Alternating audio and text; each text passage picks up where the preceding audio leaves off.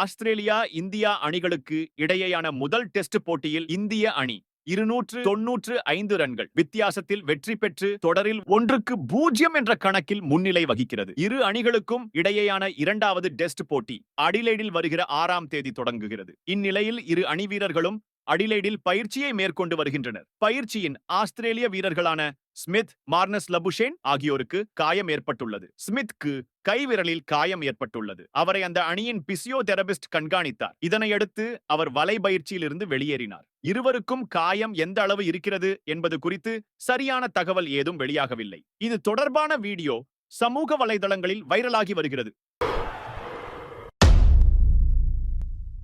இந்தியாவுக்கு சென்று அவர்களை சொந்த மக்கள் முன்னிலையில் சொந்த மண்ணில் பாகிஸ்தான் வீழ்த்துவதே சரியான பதிலடியாக இருக்கும் என்று அக்தர் தெரிவித்துள்ளார். இது குறித்து அவர் பேசியது பின்வருமாறு: ஒரு தொடரை நடத்தும் போது நீங்கள் வருமானத்தை பெறுகிறீர்கள் என்பதை புரிந்து கொள்கிறேன். எனவே பாகிஸ்தானின் தற்போதைய நிலைப்பாடு நியாயமானது. அவர்கள் தங்களுடைய நிலையில் வலுவாக இருக்க வேண்டும். இந்தியா வர விரும்பவில்லை என்றால் அவர்கள் வருவாயை எங்களுடன் அதிக விகிதத்தில் பகிர்ந்து கொள்ள வேண்டும் என்பது நல்ல அழைப்பு. அதே சமயம் இந்தியாவில் நாம் வருங்காலங்களில் நட்புடன் விளையாட வேண்டும். என்னுடைய நம்பிக்கை எப்போதும் என்னவெனில், இந்தியாவுக்கு நாம் சென்று அவர்களை வீழ்த்த வேண்டும். இந்தியாவை அவர்களுடைய சொந்த மண்ணில் தோற்கடிக்க வேண்டும். சாம்பியன்ஸ் டிராபி ஹைபிரிட் மாடலில் நடைபெறுவது ஏற்கனவே கையெழுத்து ஆகிவிட்டது என்பதை நான் புரிந்து கொள்கிறேன் என்று கூறினார்.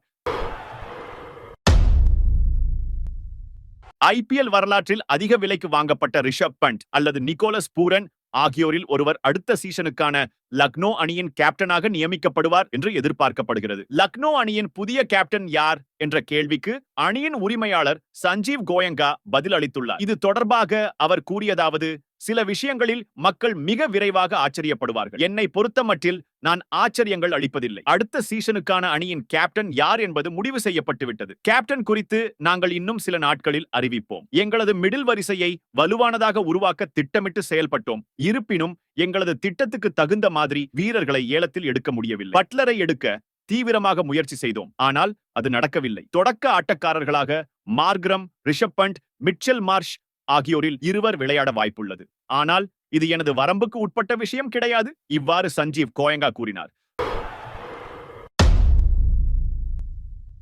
முகமது சிராஜ் தனக்கு முதல் போட்டியின் போது பந்து வீச்சில் கிடைத்த வெற்றிக்கு கேப்டன் பும்ரா மற்றும் பயிற்சியாளர் மோர்னே மோர்கல் தான் காரணம் என்று கூறியுள்ளார். இது குறித்து பேசி அவர் கூறுகையில், பந்துவீச்சு பயிற்சியாளரான மோர்னே மோர்கல் என்னிடம், நீ ஒரு போர் வீரர் போன்று இந்திய அணிக்கு விக்கெட்டுகளை பெற்றுத்தர வேண்டும். அதனால் உங்களது பந்து வீச்சை ரசித்து செயல்படுத்துங்கள் என்று கூறினார். அதே போன்று பும்ராவும் இந்த போட்டியின் போது என்னிடம் பேசிக்கொண்டே இருந்தார். ஓவர்களில் இடைவெளியில் விக்கெட்டை எடுத்தால் கூட கொண்டாட்டத்தில் ஓட வேண்டாம். ஏனெனில் விக்கெட் கொண்டாட்டத்தால் உங்களது பந்துவீச்சு லைன் மற்றும் லென்த் மாறும். எனவே ஒரே இடத்தில் தொடர்ந்து பந்து வீசுங்கள். ஒரே இடத்தில் தொடர்ச்சியாக பந்து வீசும் போது விக்கெட் விடவில்லை என்றால் என்னிடம் வந்து கேளுங்கள் என்றார். அதன் பிறகு நான் மிகச் சிறப்பாக வீசி விக்கெட்டுகளை கைப்பற்றினேன். ஆஸ்திரேலியா போன்ற மைதானங்களில் எப்பொழுதுமே வேகப்பந்து வீச்சுக்கு சாதகமாக இருக்கும். எனவே ஒரு பந்து வீச்சாளராக நான் இங்கு ரசித்து பந்து வீசி வருகிறேன். நிச்சயம் இனி வரும் போட்டியிலும் எனது இந்த சிறப்பான பந்து வீச்சு தொடரும் என்று கூறினார்.